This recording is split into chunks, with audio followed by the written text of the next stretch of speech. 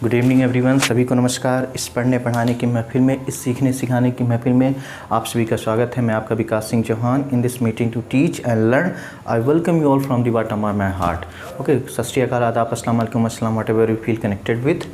पिछली क्लास में हमने डिस्कशन किया था वोकैबुलरी सेशन के बारे में। आज हमारा नेक्स्ट सेगमेंट है, वो है डिस्क्रिप्टिव ग्रामर से रिलेटेड। जो हम पिछली क्लास में हम पढ़ रहे थे टेंसेस से related comparative analysis. Comparative analysis में हम पढ़ रहे थे present indefinite tense and present continuous tense. उसी को हम कंटिन्यू करेंगे। तो बेसिकली जो हमारा डिस्कशन चल रहा है वो इंग्लिश से रिलेटेड है। English clear. तो जो हमारा डिस्कशन चल रहा था comparative analysis, comparative analysis, clear, comparative analysis. तो जो डिस्कशन हमारा चल रहा था कंपैरेटिव एनालिसिस में, वो प्रेजेंट इंडेफिनिट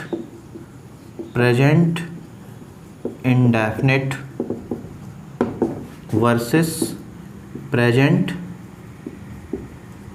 कॉन्टिन्यूअस टेंस से रिलेटेड चल रहा था। एक बार फिर से मैं बता दूं कि आज हमारा जो डिस्कशन होगा न्यू सेगमेंट के बारे में होगा, टेंसेस से रिलेटेड डिस्क्रिप्टिव ग्रामर में जो आता है। तो उसमें हम पढ़ रहे थे पिछली क्लास में कंपैरेटिव एनालिसिस, जो present indefinite tense and present continuous के बीच में कंपेयर कर रहे थे।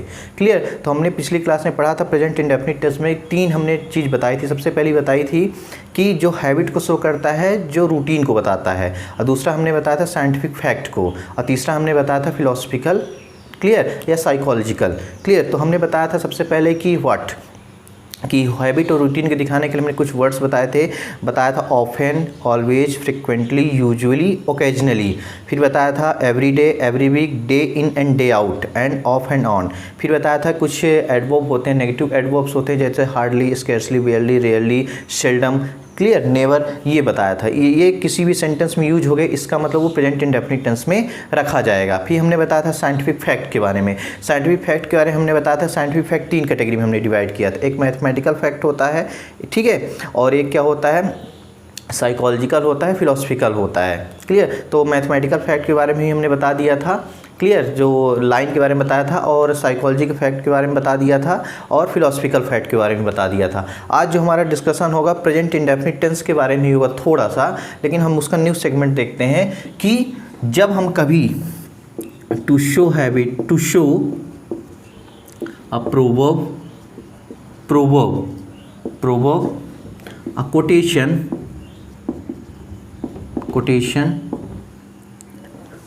And a saying. Proverb, quotation and saying को दिखाने के लिए भी हम प्रेजेंट इंडेफिनिट टेंस का यूज करते हैं। वह फिर से बता रहा हूँ, प्रोवर्ब, कोटेशन एंड सेइंग को दिखाने के लिए भी हम क्या करते हैं, प्रेजेंट इंडेफिनिट टेंस का यूज करते हैं। अब ये कैसे यूज करते हैं, है क्या ये, इसके बारे में हम डिस्कशन थोड़ा सा कर लेते हैं। क्लियर।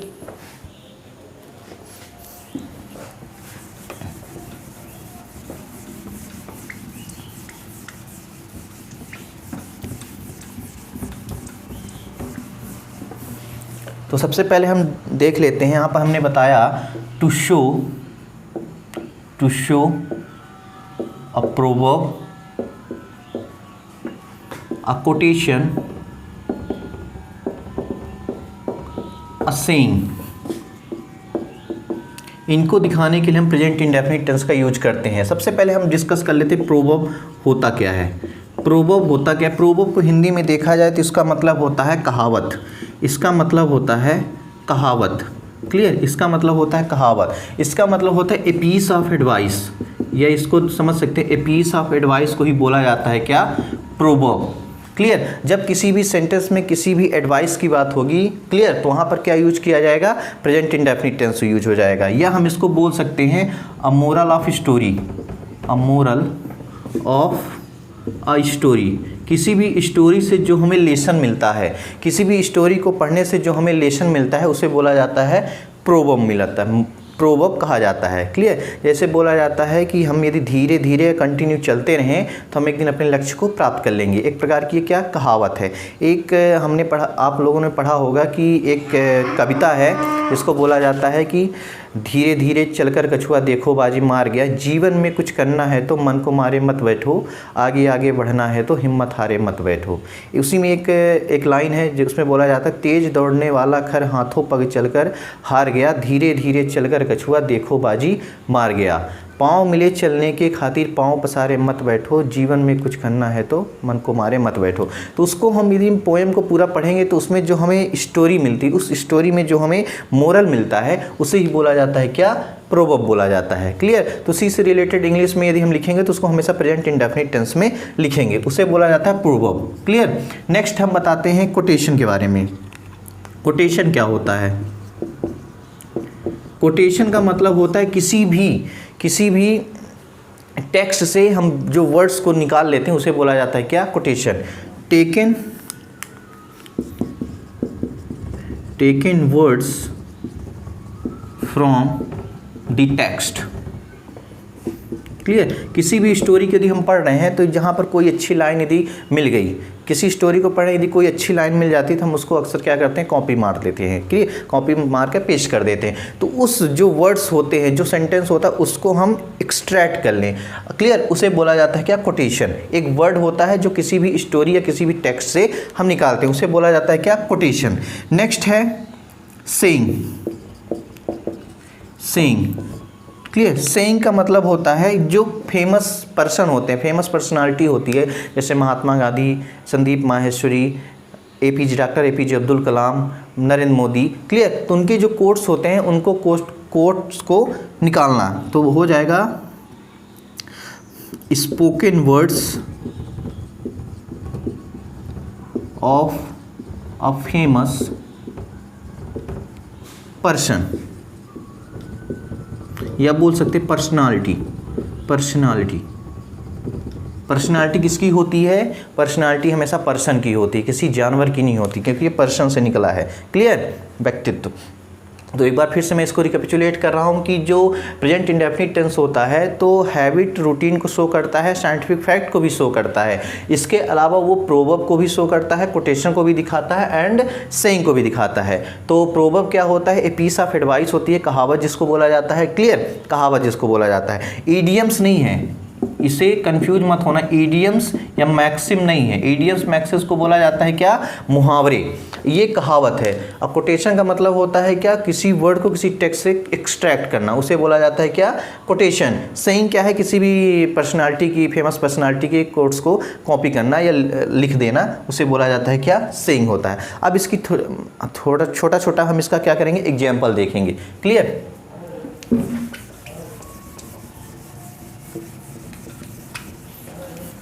तो कुछ एग्जाम्पल हम यहाँ पर ले रहे हैं, आप उसको बताइएगा ठीक है कि गलत।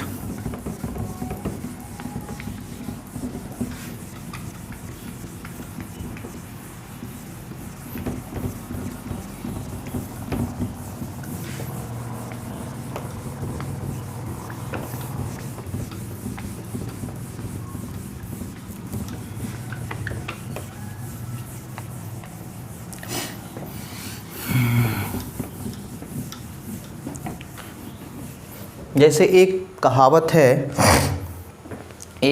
है कि मैंने अभी बताया, धीरे धीरे चलकर कछुआ देखो बाजी मार गया।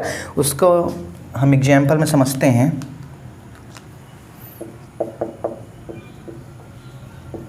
एग्जाम्पल में कि स्लो एंड स्टेडी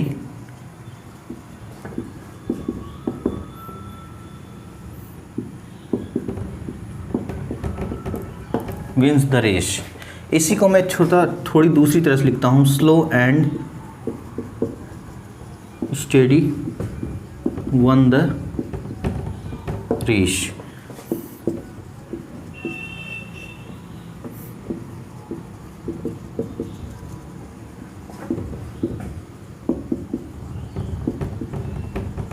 क्लियर। हमने 3 सेंटेंस यहाँ पर लिखे हैं। पहला लिखा slow and study wins the race, slow and steady won the race, slow but steady wins the race. तो इसमें देखा जाए तो स्लो एंड स्टडी एक प्रकार का क्या है, प्रोवर्ब है। जब प्रोवर्ब है तो इसमें क्या होगा, प्रेजेंट इंडेफिनिट टेंस में यूज होगा। तो इस सेंटेंस को हम ध्यान से देखते हैं, इस सेंटेंस को ध्यान से देखते हैं, slow and study wins the race. ये अपने आप में क्या है, सही है, क्योंकि प्रेजेंट इंडेफिनिट टेंस में ही लिखा हुआ है, सही माना जाएगा। अब यहाँ पर slow and steady won the race लिखा है, ये पास्ट इंडेफिनिट का दिया है, इसका मतलब ये सेंटेंस गलत हो जाएगा, क्योंकि ये प्रोवर्ब से रिलेटेड है। और कहीं कहीं यही सेंटेंस, यही जो प्रोवर्ब है इस तरह लिखी जाती है, slow but steady wins the race. And की जगह क्या कर देता है, बट लगा देता है, तो भी सही माना जाएगा। क्लियर, इसे बोला जाता है क्या, proverb. Slow and study wins the race, win the race नहीं, wins the race. Clear. Next एक एग्जांपल लेते हैं। जैसे मैं बोलूंगा जॉन कीट्स सेज, यहां पर लिखता हूं said a thing of beauty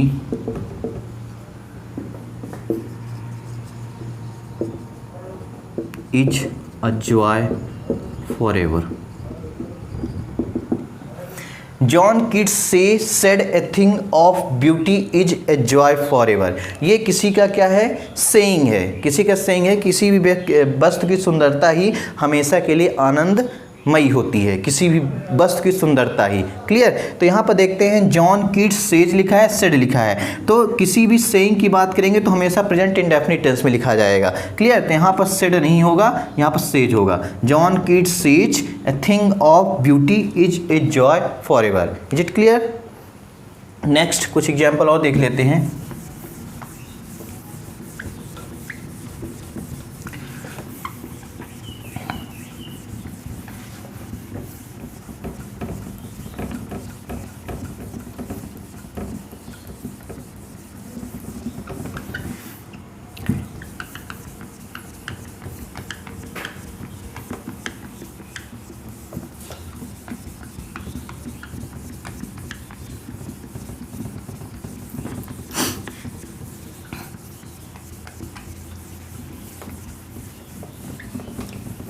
clear. दूसरा एग्जाम्पल एक लेते हैं। जैसे विलियम शेक्सपियर ने बोला था, William Shakespeare said what is the name in it। Clear. What is the name in it. William Shakespeare ने बोला था, William Shakespeare said what is the name in it. नाम में क्या रखा है, ठीक है, नाम में क्या रखा है। इस सेंटेंस को ध्यान से देखते हैं तो एक किसी की सेइंग है। जब सेइंग है तो यहाँ पर सेड नहीं होगा, पास्ट टेंस में नहीं होगा, प्रेजेंट इंडेफिनिट टेंस में लिखा जाएगा। तो William Shakespeare says what is the name in it, नाम में क्या रखा है। क्लियर। जैसे एक दूसरा एग्जाम्पल हम लेते हैं। जैसे मैं बोलूँगा कि Subhash Chandra Bose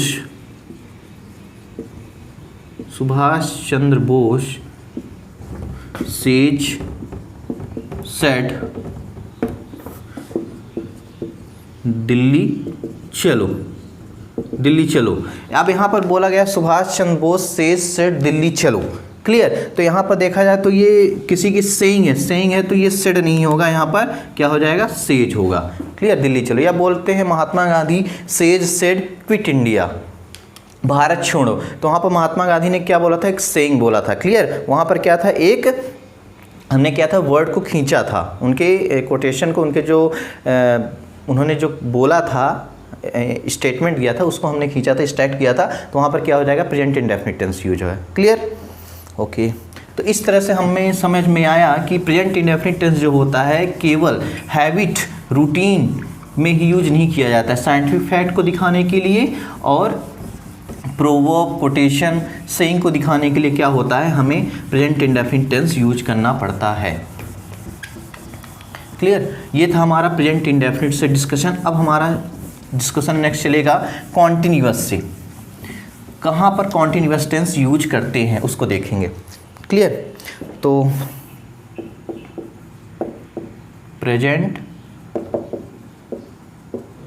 continuous tense present indefinite tense को हमने समझा। प्रेजेंट इंडेफिनिट को दिखाने के लिए सबसे पहले हम यूज करते हैं हैबिट को, रूटीन को, साइंटिफिक फैक्ट को, प्रोवर्ब को, सेइंग को, कोटेशन को। अब प्रेजेंट कॉन्टिन्यूअस टेंस की बात आती है तो सबसे पहले इसको शो करते हैं, to show a live action. Live action को दिखाने के लिए हम प्रेजेंट कॉन्टिन्यूअस टेंस का यूज करते हैं। लाइव एक्शन क्या होता है? जिस टाइम हम बोल रहे होते हैं उसी टाइम जो होता रहता है, at the time of speaking, at the time of speaking, at the time of speaking. तो प्रेजेंट कॉन्टिन्यूअस टेंस किसे बोला जाता है? प्रेजेंट कॉन्टिन्यूअस तो हम बता दिए जो मतलब कि ऑन गोइंग कंडीशन में होता है उसे बोला जाता है प्रेजेंट कॉन्टिन्यूअस टेंस। अब उसको दिखाने के लिए to show a live action. Live action का मतलब होता है at the time of speaking. At the time of speaking वक्त जो हम बोलते हैं, जो करते हैं, उसे बोला जाता है लाइव एक्शन। क्लियर? तो उसमें कुछ कीवर्ड्स होते हैं, उन कीवर्ड्स को थोड़ा सा हम समझ लेते हैं। कीवर्ड्स कौन कौन से होते हैं? कीवर्ड्स, कीवर्ड्स कैसे होता है? जैसे एक वर्ड होता है नाउ, एक होता है राइट नाउ, एक होता है एट दिस टाइम,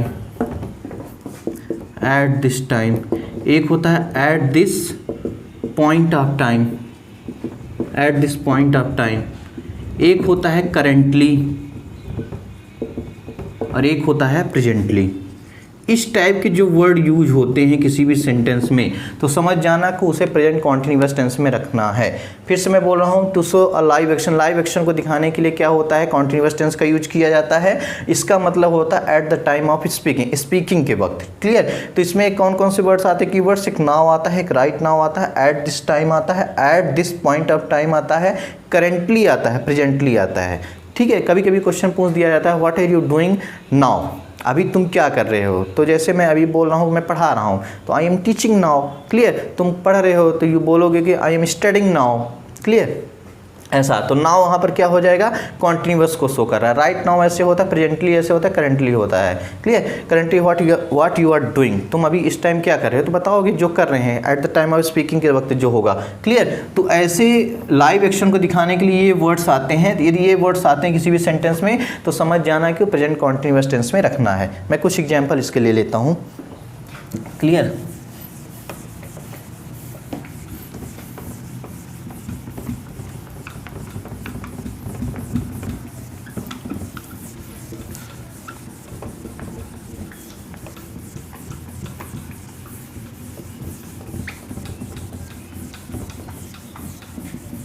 इसके कुछ एग्जाम्पल हैं।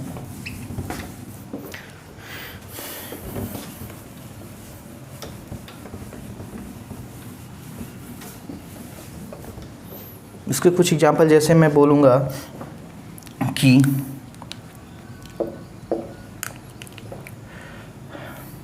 Siya is reading a novel now.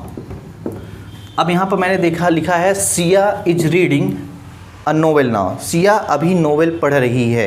Clear? तो जिस टाइम हम बोल रहे हैं उसी टाइम लाइव एक्शन में है, ये मतलब कंटिन्यूअस चल रहा है। तो यहाँ पर हमने एक कीवर्ड्स यूज किया है नाउ। यदि नाउ किसी कीवर्ड्स किसी भी सेंटेंस में यूज हो गया इसका मतलब वो प्रेजेंट कॉन्टिन्यूअस टेंस में होगा। तो देखो यहाँ पर Siya is reading continuous tense है तो इसका मतलब होता है ये सेंटेंस सही है। मैं दूसरा यदि एग्जाम्पल देता हूँ कि आप लोगों ने अनुभव किया होगा, एक्सपीरियंस लिया होगा कभी कभी कि जब कभी कभी हम कॉल करते हैं किसी को तो उसमें बताता है the customer you are trying to call is currently speaking to someone else, ऐसा बोलता है। तो वहाँ पर क्या होता है? Live action. जिस टाइम हम स्पीक करते हैं, बात करने की कोशिश करते हैं, उसी टाइम वो क्या होता है? किसी दूसरे से बात करता रहता है। तो उसमें क्या यूज किया जाता है? करेंटली वर्ड यूज होता है। मैं उसको लिख देता हूँ एग्जाम्पल कि the customer you are trying, ये अक्सर सुनने को मिलता है। The customer you are trying to call, you are trying to call is currently speaking to someone else, someone else. जिस व्यक्ति से आप बात करना चाहते हैं वो किसी अन्य कॉल पर है। क्लियर? तो वहाँ पर क्या यूज हुआ है कि एक कीवर्ड्स यहाँ पे यूज हुआ है करेंटली। इस करेंटली की वजह से ही क्या हुआ है, यहाँ पर प्रेजेंट कॉन्टिन्यूअस टेंस यूज हुआ है। क्लियर। एक बार फिर से बता दे रहा हूँ कि लाइव एक्शन को दिखाने के लिए, लाइव एक्शन को शो करने के लिए हम प्रेजेंट कॉन्टिन्यूअस टेंस का यूज करते हैं। उसमें कीवर्ड्स कौन कौन से होते हैं, एक नाउ होता है, एक राइट नाउ होता है, करेंटली होता है, प्रेजेंटली होता है, एट दिस टाइम होता है, at this point of time होता है। क्लियर। तो उसमें क्या यूज करते हैं हम, प्रेजेंट कॉन्टिन्यूअस टेंस यूज करते हैं लाइव एक्शन को दिखाने के लिए। अब लाइव एक्शन के साथ साथ हम जिस टाइम बोल रहे होते हैं उस टाइम तो काम कर रहे होते हैं, लेकिन एक उसके पैरेलल भी एक काम होता रहता है, वो भी कंटिन्यूअस काम में चल रहा है। जैसे मैं एग्जांपल दूं कि मैं अभी तो पढ़ा रहा हूँ, I am teaching now. Clear. इसके अलावा भी मैं कुछ करता हूँगा पैरेलल एक्शन। जैसे मैं बोलूँ कि मैं अभी एमए कर रहा हूँ, इंग्लिश से एमए कर रहा हूँ, तो वो क्या है, एक पैरेलल एक्शन है। क्लियर। अभी तो इसी टाइम तो नहीं कर रहा हूँ, पैरेलल एक्शन वो चल रहा है कहीं ना कहीं, वो डिग्री हमारी कहीं ना कहीं कंटिन्यू हो रही है, तो उसे क्या बोला जाता है, पैरेलल एक्शन बोला है। उसको मैं थोड़ा समझा देता हूँ। क्लियर। तो जैसे कोई तुमसे क्वेश्चन करेगा कि what you are doing now, या what are you doing now. ठीक है, नाउ कीवर्ड्स आ गया तो इसका मतलब हुआ क्या, वो लाइव एक्शन है। अब कोई बोलेगा what you are doing these days, इस टाइम तुम क्या कर रहे हो, तो इसका मतलब जो अभी तुम स्पीकिंग टाइम जो कर रहे हो उसको नहीं, उसके अलावा पैरेलल में क्या कर रहे हो, उसके बोला जाता है क्या, पैरेलल एक्शन। उसको थोड़ा सा हम एग्जाम्पल समझाएंगे तो ज़्यादा समझ में आएगा।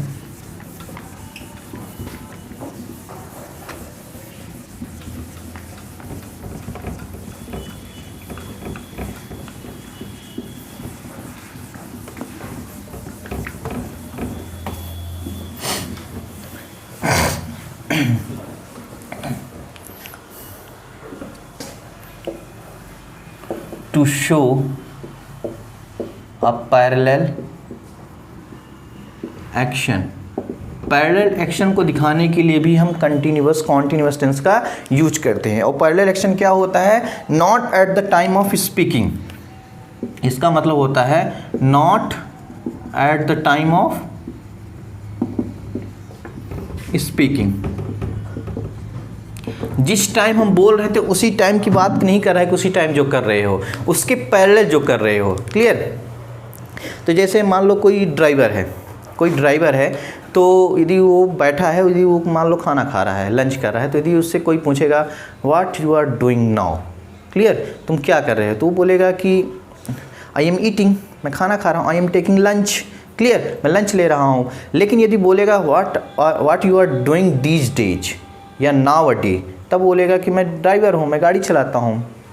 क्लियर। तो बोल देगा I am driving a car, I am driving a truck, what ever जो भी होगा। क्लियर, उसे बोला। तो उसमें जो कीवर्ड्स होते हैं, इसके जो कीवर्ड्स होते हैं पैरेलल एक्शन के कीवर्ड्स, इसके जो कीवर्ड्स होते हैं, एक होता है दीज डेज, एक होता है नाउ अ डे। क्लियर। इसमें थोड़ा सा कभी कभी क्या होता है, लोग बोलते टाइम इसको बोल देते हैं नाउ अ डेज बोल देते हैं, क्योंकि ये गलत माना जाए, क्योंकि ऑलरेडी यहाँ पर आर्टिकल ए लगा है, सिंगुलर के साथ यूज होता, तो ये गलत हो जाएगा, डेज, नाउ अ डे हो जाएगा। और दीज के अपने आप में प्लूरल है, तो इसलिए इसके साथ हो जाएगा डेज। क्लियर। एक सॉन्ग है, इन दिनों दिल मेरा तुझसे है कह रहा, तू ख्वाब सजा, ऐसा है ना, इन दिनों दिल मेरा तुझसे है कह रहा, तू ख्वाब सजा, ऐसा एक सॉन्ग है। तो उसमें इन दिनों बोलाता है, इन दिन नहीं, इन दिनों बोलता है, तो वहाँ पर क्या हो जाएगा, दीज डेज हो जाएगा। तो जहाँ पर किसी भी सेंटेंस में ऐसे कीवर्ड्स आते हैं तो वहाँ पर यूज होगा क्या, प्रेजेंट कॉन्टिन्यूअस टेंस होगा। मैं एक एग्जांपल इसमें लिख लेता हूँ। एक एग्जांपल है कि जैसे मैं बोलूँगा कि Riya is doing MA, Riya is doing MA now a day, या बोल देते हैं दीज डे। रिया इस टाइम एमए कर रही है, रिया इज डूइंग एमए, या बोल सकते हैं इसमें डूइंग की जगह हम यूज कर सकते हैं क्या, परसुइंग ज़्यादा सही है। Riya is pursuing MA now day या दीज डे। क्लियर। तो रिया इस टाइम एमए परसुइंग कर रही है कोर्स कर रही है, उसे बोल सकते हैं क्या, दीज डे नाउ डे यहाँ पर यूज हुआ है तो ये हो जाएगा पैरेलल एक्शन के अकॉर्डिंग। क्लियर। तो हमें एक बात यहाँ पर समझ में आई कि कॉन्टिन्यूअस टेंस यूज करने के लिए एक लाइव एक्शन होता है at the time of speaking, उसके कुछ कीवर्ड्स होते हैं जैसे now, right now, at this time, at this point of time, currently, presently. Clear. ऐसे ही पैरेलल एक्शन होता है, पैरेलल एक्शन को दिखाने के लिए these days and what, now day होता है। क्लियर। Okay, next.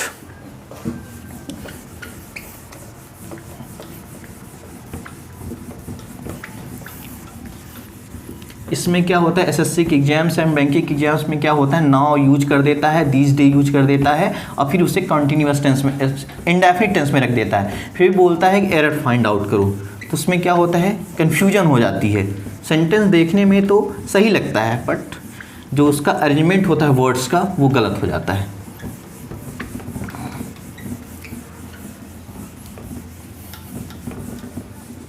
जैसे मैं एक एग्जाम्पल देता हूँ, इसको सही करके बताओ। जैसे मैं बोलूँगा कि I am loving you, I am loving you, ऐसा कभी सेंटेंस देखा है क्या, आई एम लविंग यू, ये सेंटेंस सही है कि गलत? सोचो, please take your time.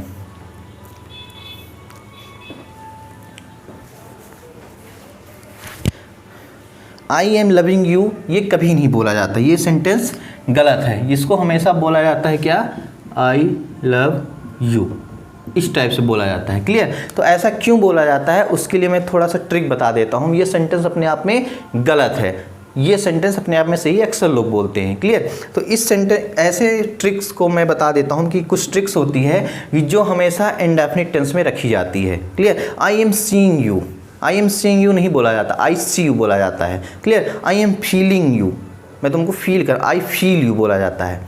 I am understanding you नहीं बोला जाता, आई अंडरस्टैंड यू बोला जाता है। तो उसको समझने के लिए हम बता देते हैं, कुछ ट्रिक्स है, उस ट्रिक्स को बोला जाता है, इस टाइप से याद कर लो, spam F, spam F, F. Clear.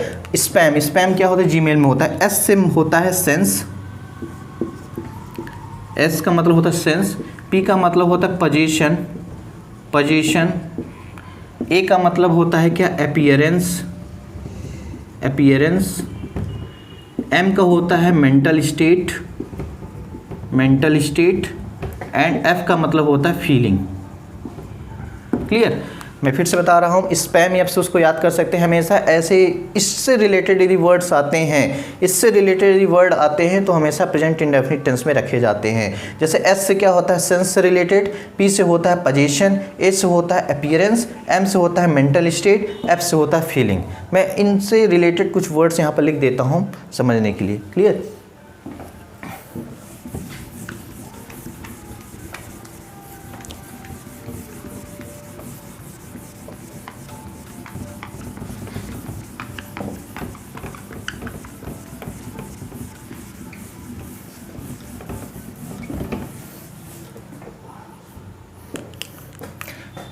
Trick मैंने लिखी थी स्पैम एफ। सबसे पहले होता है सेंस, सबसे पहले वर्ड होता है सेंस। सेंस 5 प्रकार की सेंस होती हैं। क्लियर।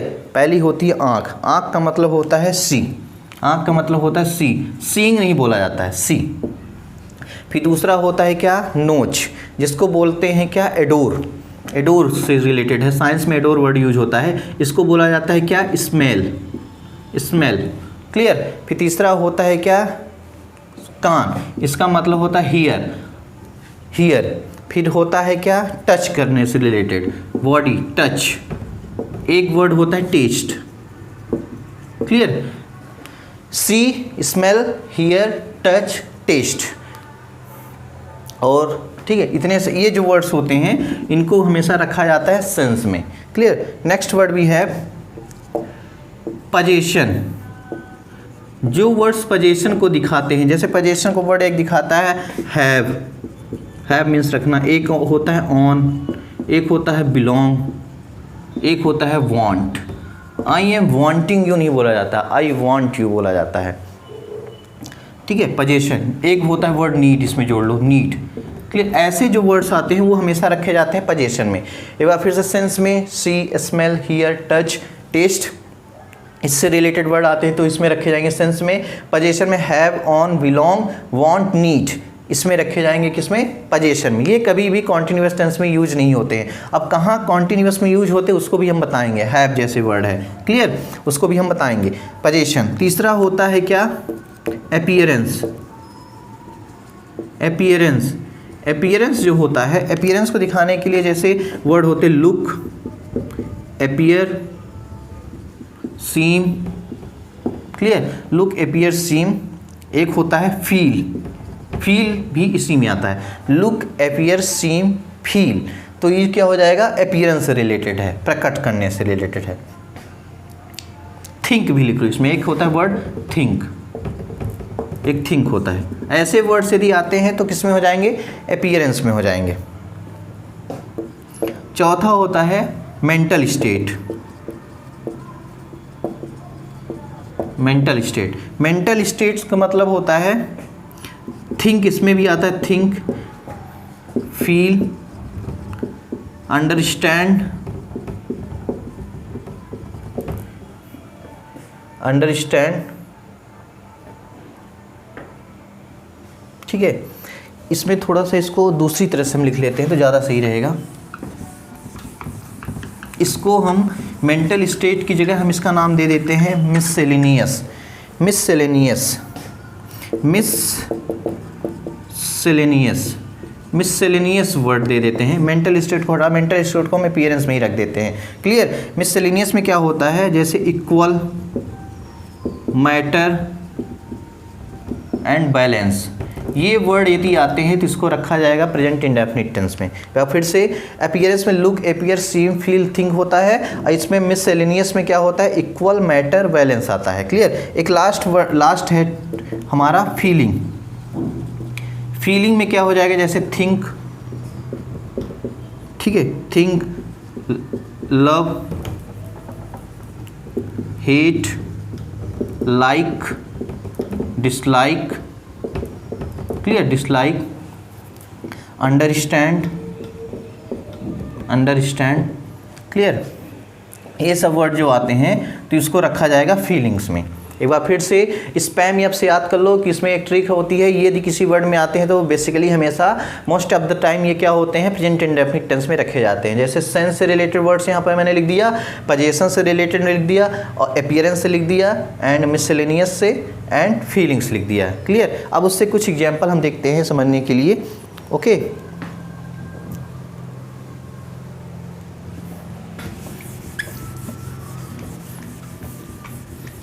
कुछ एग्जाम्पल हम लेते हैं यहाँ पर।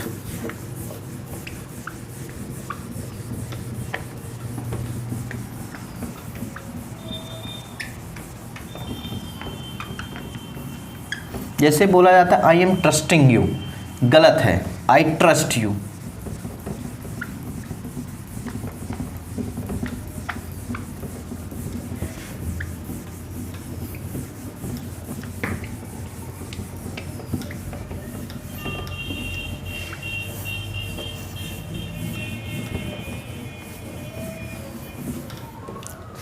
जैसे एग्जाम्पल है,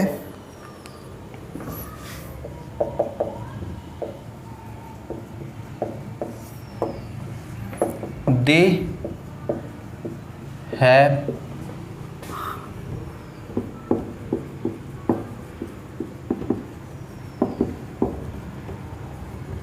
huge house,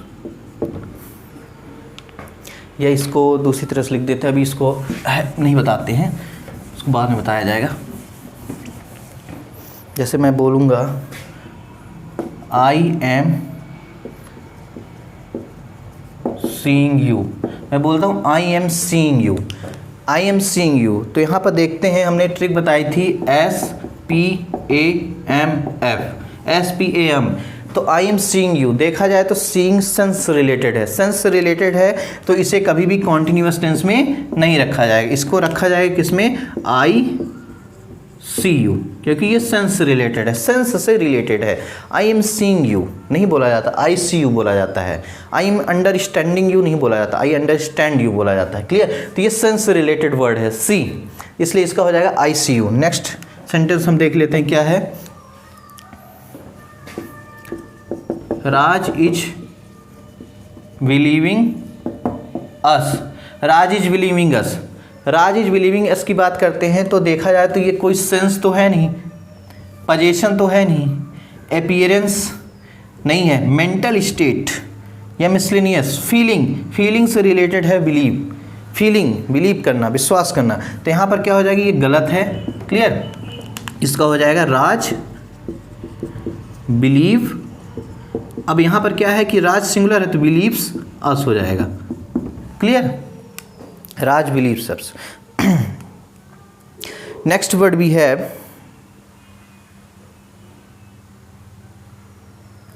clear, next sentence है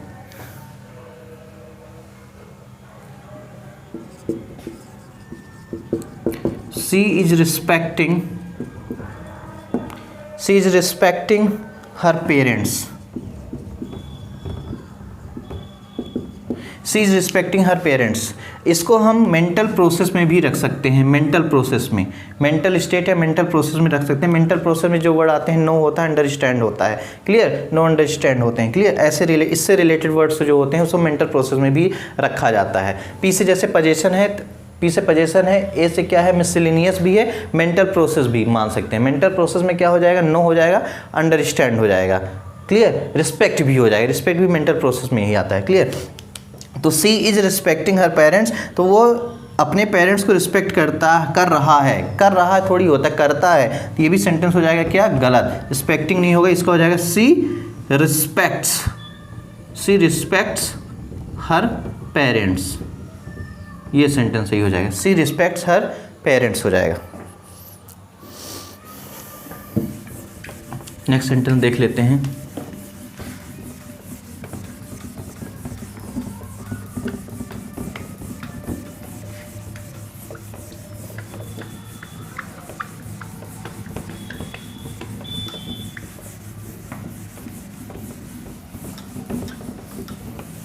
नेक्स्ट सेंटेंस है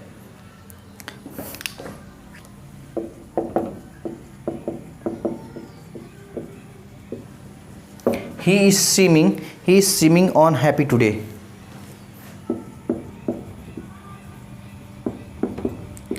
इस टाइप से सेंटेंस दे दिया है, he is seeming on happy today.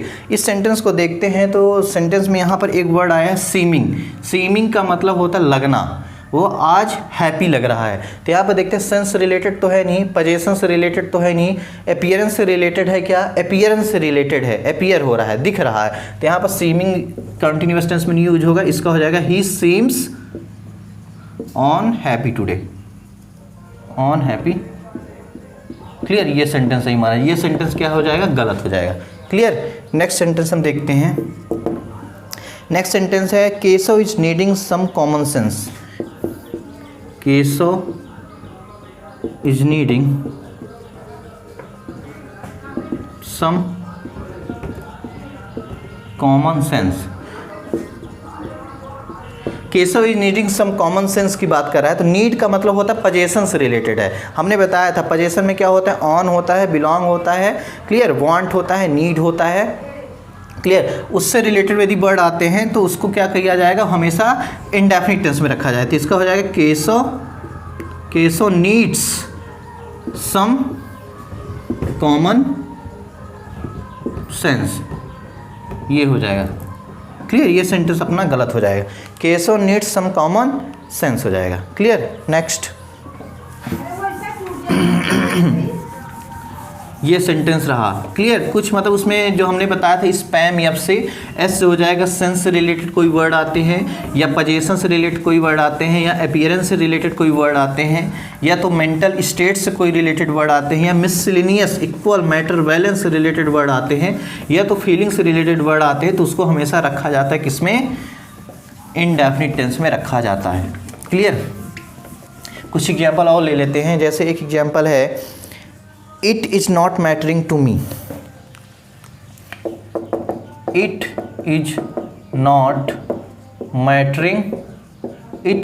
mattering to me।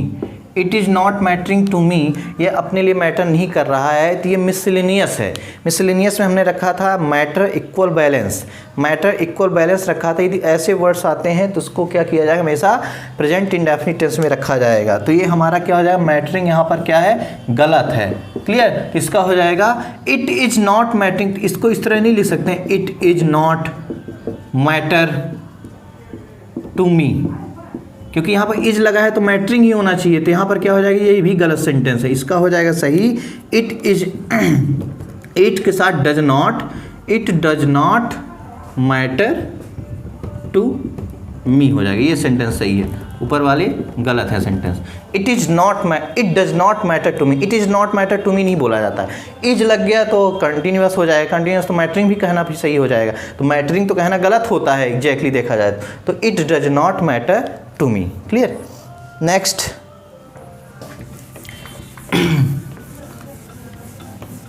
एक सेंटेंस और ले लेता हूं आपके नाम, देखते रहिए आज तक।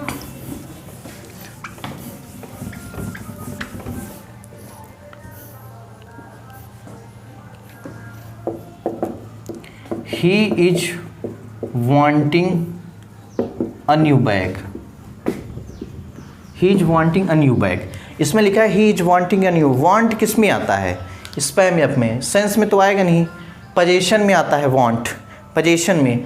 अपीयरेंस में तो आएगा नहीं, अपीयरेंस तो सीम लुक होता है, सी। क्लियर, और मेंटल स्टेट में तो आएगा नहीं, और मिसलिनियस में नहीं आएगा, इस और फीलिंग में भी नहीं आता है। तो इसका वांटिंग क्या हो जाएगा, अपीयरेंस पोजीशन में आ जाएगा। तो इसका क्या हो जाएगा, वांटिंग नहीं होगा। ये सेंटेंस अपने आप में गलत है। इसका हो जाएगा he wants a new bag. Clear, इस टाइप से सेंटेंस होगा। अक्सर गलत बोल देते हैं he is wanting a new bag. Wanting कभी भी नहीं लिखा जाता है कॉन्टिन्यूअस टेंस में, क्योंकि ये पोजीशन को दिखा रहा है। पोजीशन को हमेशा इंडेफिनिट टेंस में रखा जाता है। Clear, okay. तो अब आते हैं नेक्स्ट स्टेज में।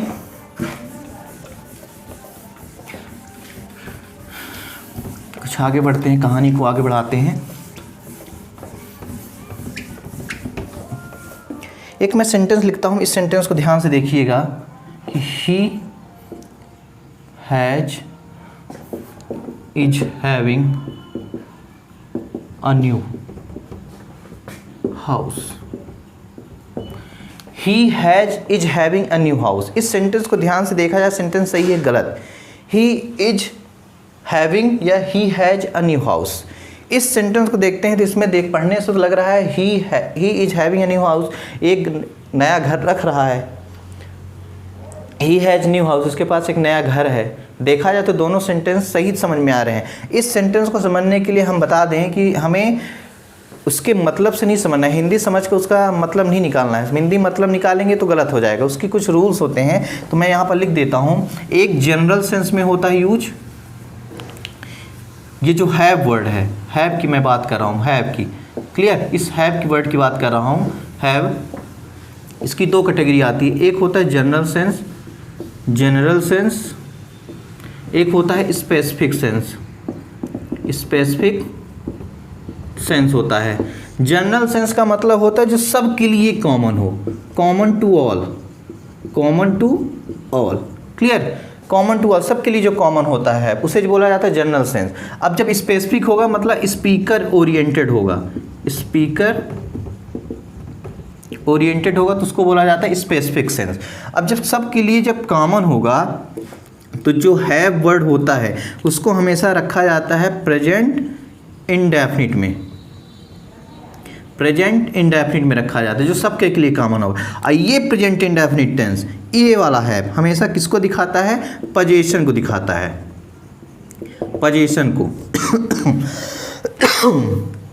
फिर से बता रहा हूँ कि जो हैव वर्ड होता है दो तरह से यूज होता है, एक होता है जनरल सेंस में, एक स्पेसिफिक सेंस में यूज होता है। जब जनरल सेंस में होगा तो मतलब कॉमन सबके लिए होगा, ठीक है, तो उसको हमेशा प्रेजेंट इंडेफिनिट टेंस में लिखते हैं। और जब प्रेजेंट इंडेफिनिट टेंस में लिखेंगे तो इसका मतलब होता है पोजीशन। क्लियर, और जब ये स्पीकर ओरिएंटेड होगा, जब ये स्पीकर ओरिएंटेड होगा तो इस हैव का मतलब, इस हैव का मतलब जो होता है हमेशा किस में रखा जाता है, प्रेजेंट कॉन्टिन्यूअस टेंस में, कॉन्टिन्यूअस टेंस में रखा जाता है। और किस किस सेंस में रखा जाता है प्रेजेंट कॉन्टिन्यूस में? यदि हम बात करेंगे किसी ईट के बारे में, खाने के बारे में, या तो फिर इंजॉय के बारे में बात करेंगे। जब हम इंजॉय के बारे में बात करेंगे, खाने से रिलेटेड बात होगी, तो हम उसे प्रेजेंट कॉन्टिन्यूस टेंस में रखेंगे। जब हम पोजीशन की बात करेंगे तो हमेशा रखेंगे प्रेजेंट इंडेफिनिट टेंस में। एक बार फिर से बता रहा हूँ कि जो हैव होता है, हैव ये पर्टिकुलर जो वर्ड होता है, इसकी दो कैटेगरी होती है, एक जनरल सेंस होता है, एक स्पेसिफिक सेंस होता है। जनरल सेंस का मतलब होता है कॉमन, सबके लिए कॉमन हो। स्पेसिफिक का मतलब स्पीकर ओरिएंटेड हो। क्लियर?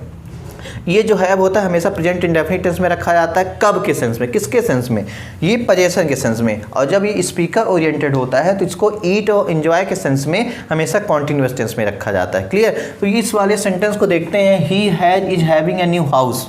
हैव एक नया घर रखता है, तो ये किसी खाने की बात तो नहीं कर रहा है, ना किसी इंजॉय की बात कर रहा है। जब किसी ने इंजॉय की बात कर रहा है, ना खाने की बात कर रहा है, तो प्रेजेंट कंटिन्यूअस टेंस में यूज़ तो होगा नहीं। तो इसका मतलब ये हो जाएगा कि हैज इज हैविंग गलत है, he has a new house सही हो जाएगा। क्लियर?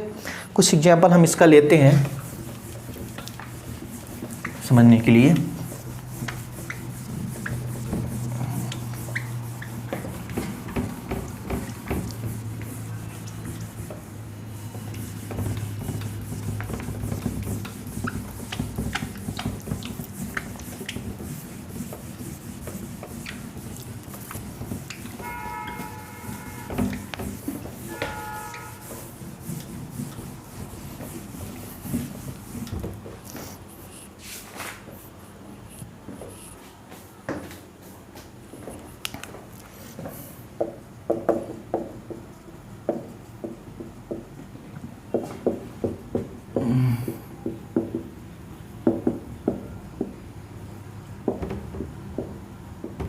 हमने यहाँ पर एक सेंटेंस लिखा है, they have are having a huge house.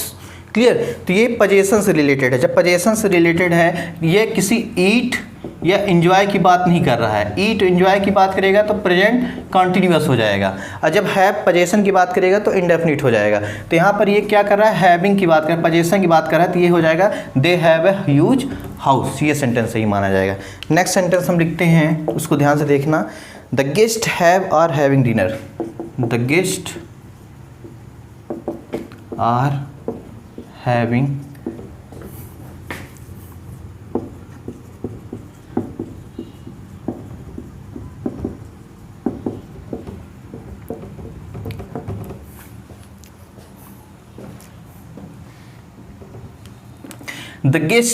the guest have are having a dinner। इन हटा दो। The guest have are having dinner. Lunch, dinner, breakfast के पहले आर्टिकल ए का यूज नहीं होता है। स्पेशल ओकेजन की बात करेंगे तब आर्टिकल यूज हो जाएगा। याद रखना कि लंच, डिनर, ब्रेकफास्ट के पहले आर्टिकल ए का यूज नहीं होता है, किसी भी आर्टिकल का यूज नहीं होता है। जब हम किसी स्पेशल ओकेजन की बात करेंगे, जैसे वो इन्वाइट किए हैं डिनर के लिए, तब वहाँ पर ए यूज हो गया। They are invited me for a dinner. Clear? वहाँ पर ए यूज हो जाएगा, लेकिन ऐसे डायरेक्टली यूज नहीं करेंगे। तो the guest have are having dinner. तो यहाँ पर देखा जाए तो यहाँ पर डिनर किसकी बात करता है? खाने की बात करता है। जब खाने की बात करेगा तो यहाँ पर प्रेजेंट इंडेफिनिट टेंस नहीं होगा, आर हैविंग अ डिनर सही माना जाएगा। The guest are having a dinner. Next sentence है, B have are having a vintage car. यहाँ पर सेंटेंस है, B have are having a vintage car. Tarzan एक मूवी थी, उसमें एक विंटेज कार थी, उससे। क्लियर? तो बोलता है B have are having a vintage car. तो यहाँ पर एक पोजीशन की बात करें, जब पोजीशन की बात कर रहा है तो ये कॉन्टिन्यूअस टेंस में यूज नहीं होगा, ये हैव सही माना जाएगा। क्लियर? नेक्स्ट सेंटेंस है, my friends have are having fun in Goa. माई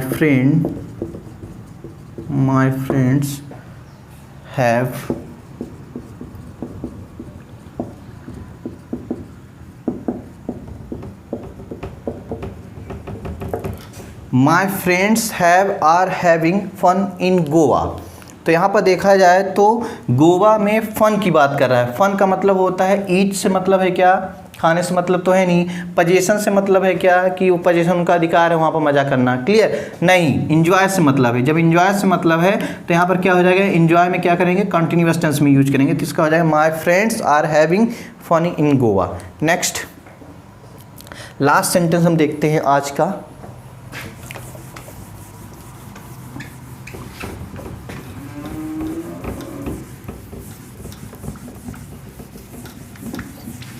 कुछ सेंटेंस और ले लेते हैं इसके बाद भी।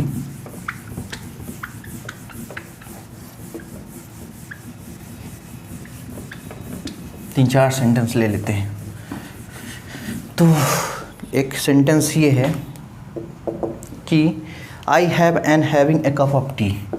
I have am having a cup of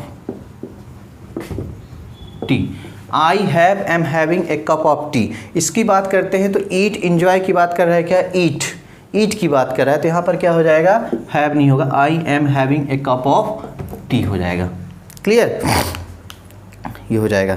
चलते हैं नेक्स्ट, कुछ एग्जाम्पल और ले लेते हैं। 6 नंबर, एक एग्जाम्पल है I feel am feeling cold in January. I feel am feeling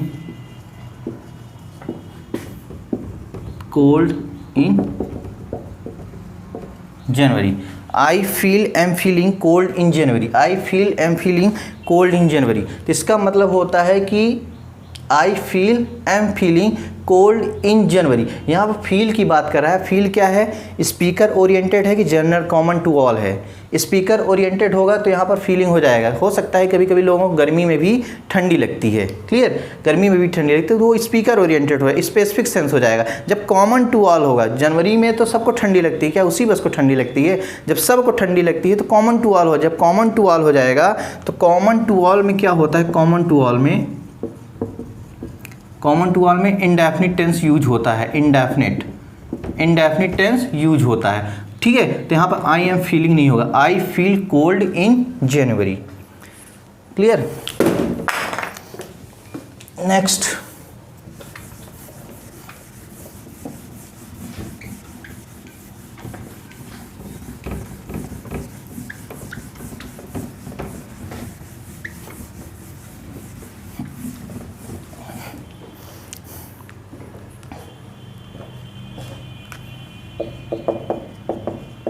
I feel am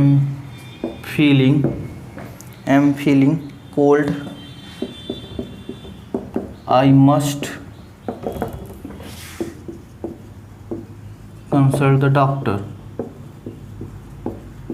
ठीक है, लिखा है यहाँ पर sentence I feel am feeling cold, I must consult the doctor. मैंने अभी इसके पहले कुछ बताया है हमने कि कॉमन टू ऑल के लिए हम यूज करते हैं प्रेजेंट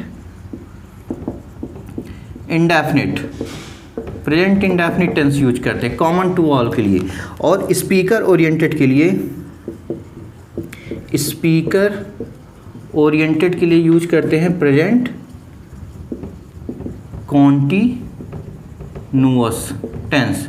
क्लियर, तो सबसे पहले हमने बात किया कि कॉमन टू ऑल के लिए हम यूज करते हैं present indefinite tense, and speaker oriented के लिए हम यूज करते हैं प्रेजेंट कॉन्टिन्यूअस टेंस। तो यहाँ बोलता है I feel am feeling cold, I must consult the doctor. हमें ठंडी लग रही है, हमें डॉक्टर से कंसल्ट करना है।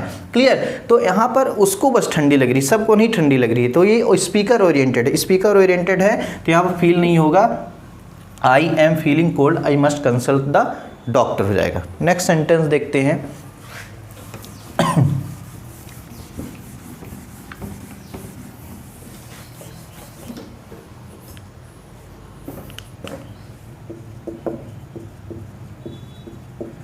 How do you feel or feeling? How do you feel or feeling now? How do you feel or feeling now? Clear, how do you feel और फीलिंग नाउ, यहाँ पर बात कर रहा है तुम कैसा फील करते हो या कर रहे हो। क्लियर, जैसा तुम फील कर रहे होगे कि यहाँ पर गर्मी है तो ऐसा सब फील कर रहे होंगे। क्लियर, कॉमन टू ऑल होगा। अब किसी स्पीकर ओरिएंटेड की बात कर रहा है तो वहाँ पर क्या हो जाएगा, कॉन्टिन्यूअस टेंस यूज हो जाएगा। तो हाउ आर फीलिंग नाउ बोला जाता है, ये नहीं बोला जाता how do you feel now. और ऐसे भी नाउ यहाँ पर यूज हो गया तो कॉन्टिन्यूअस टेंस यूज होगा। क्लियर, तो यहाँ पर क्या हो जाएगा कि डू यू फील नहीं होगा, how are you feeling now. Clear, क्योंकि स्पीकर ओरिएंटेड है। मैं केवल उसी बस से पूछ रहा हूँ कि तुम कैसा फील कर रहे हो, तुम कैसा फील करते हो, नहीं तुम कैसा फील कर रहे हो। Next,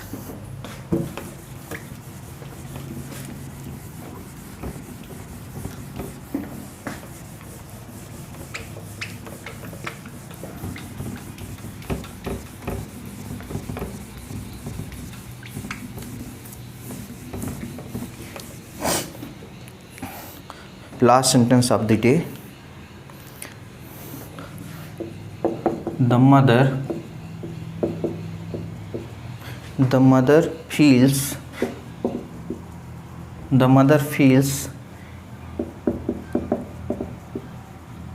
is feeling the pulse of his son. The pulse of his son. यहाँ पर एक सेंटेंस मैंने लिखा है the mother feels is feeling the pulse of his mother. Pulse का मतलब दाल भी होता है, एक पल्स का मतलब ये नाड़ी से रिलेटेड है, जो धड़कता है। Clear? The mother feels is feeling the pulse of his son. तो यहाँ पर देखा जाए तो एक मदर जो है अपने बच्चे की पल्स को फील कर रही है।